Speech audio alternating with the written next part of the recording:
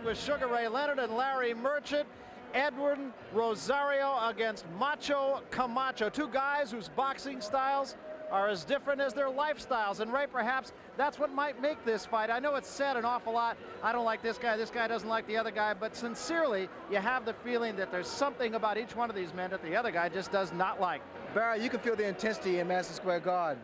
I mean, there's rivalry here. And the reason I say that, because yesterday, having a conversation with Rosario in the hotel, Camacho comes storming in there and wants to challenge him right then and there. Normally, it's about 75% of the time, it's all promotional hype and gimmicks. But this is real, so this is a big, big fight for both fighters. Larry Merchant, let's talk a little bit about the challenger, Edwin Rosario. It wasn't too many years ago they were saying that he's the Durant of the 80s, and it seems that now he's having enough problem just being the Rosario of the 80s. Well, he's overshadowed, basically, because Camacho is a one-man circus. He's the high wire act, he's the barker, he's the brass band. And against that kind of act, he comes off as the peanut vendor. But I guarantee you, the peanut vendor can wind up taking the bows after this show. He is a quality fighter, Rosario.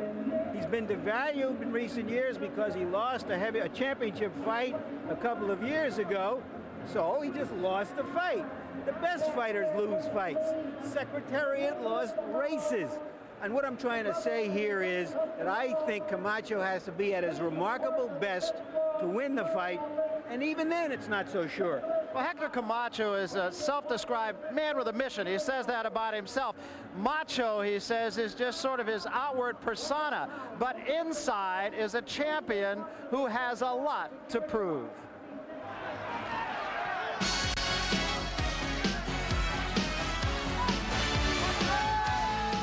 When last seen, Hector Camacho was working on a gaudy combination, becoming lightweight champ and heavyweight peacock, and Playboy of the West, California division, which still left him with enough time to win his second title, outclassing Jose Luis Ramirez.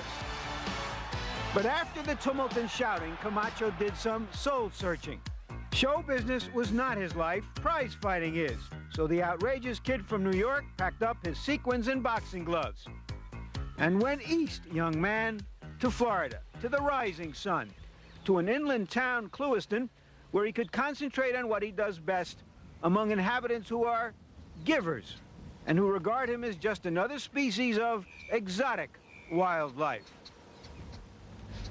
Well, over here I feel mighty happy. I don't gotta hear the bad gossip. The way people was trying to paint me just because I'm successful. But I also realized and I learned that it all goes with the atmosphere of success. And all you gotta do is do this, ignore everything and come out here and just be yourself. Yourself was a street kid whose talent and energy outgrew the streets. But at times, despite his attention to his profession, it also seemed he was trying to outgrow it. To entertain the people, you gotta be a performer. And to be a performer, you have to have your gimmick. Everybody got their own little gimmick. I ain't saying I'm a gimmick because I ain't no joke. This is me. I'm flashy, I'm colorful, I'm very charismatic. I'm always looking like I should look, like the Macho Man. Yet, in his prime, the irrepressible Camacho danced in the ring only 6 times in 2.5 years. He's committed now to making up for wasted time. This is good for my punching power. Hey, it's doing justice for my body shots. And plus I pretend this is Rosario's hit right here. See? That's where my hook is gonna hit him. And it's time to hit. See? So then when I work on the body, there's no reason why I should get tired, which normally I don't. But it's good because it makes my upper body look like a man. Not saying that I wasn't one before. I'll train harder so I won't have a tough fight. If that's what's making me or keeping me from having a tough fight, that's what I'll keep doing. I'll come over here really. But if you film around here, you see all the trees chopped down. It tells you something. I don't play with my training. I practice my craft, I practice everything, you know. I just don't take my things for granted, you know. I want to go inside there and perform and look different every time out. I want to look impressive and be hot all the time where people are kicking for more. Before he could move on, Camacho felt he had to clear away people he thought exploited or held him back. One was his original trainer, Billy Giles.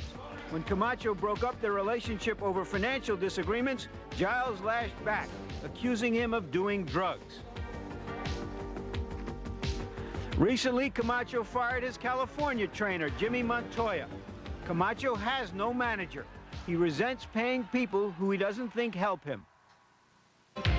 Battles with trainers, managers, and promoters has slowed but hasn't stopped him.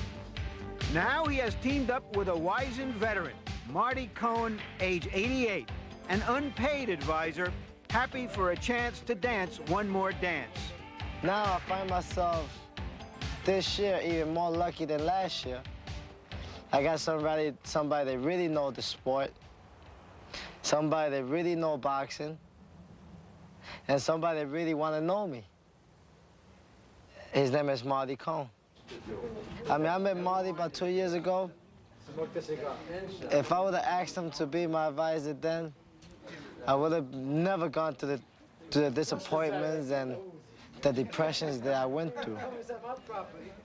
Hector has found what he wanted, and what he wanted was happiness. He's now a happy young man, and that is by far the most important change, and everything else follows in back of it. He's smart, he's streetwise, and when you get a pupil that wants to learn, he's very easy to teach. Last dance, Macho. For my last hurrah, I believe he's my last hurrah. And I just get so much pleasure out of seeing this kid happy. And I'm fortunate to find somebody like Marty. And I'll do my part. If he asks me to give him 100%, I'll give him 300% this time, because I'm capable of it. My quality of a person doesn't come around every day. And if Edwin Rosario is any kind of a prophet, then Hector Macho Camacho will need 300% tonight. Camacho has painted the picture of this fight being a guy who's a hero versus a guy who wants to be. With some more words about the charismatic champion, here's Larry Merchant. I look at Hector Camacho as a sort of Rambo Liberace, He-Man and showman. He's one of those rare athletes, as Muhammad Ali once put it, who dares to be great. His speed of hand matched only by his speed of foot and mouth. A dynamic package of energy and talent and raw nerve and arrogance. He needs to be a star. The question is whether in the lightweight division, a division with more good fighters than any other division, there's anyone who can really challenge him. And that's what we'll get a clue to tonight. For Edwin Rosario can fight, and he can punch. And he has been brought to a nice, quiet rage by the constant hectoring of Hector Camacho. We're here to find out if that means war. And we'll find out in a few minutes.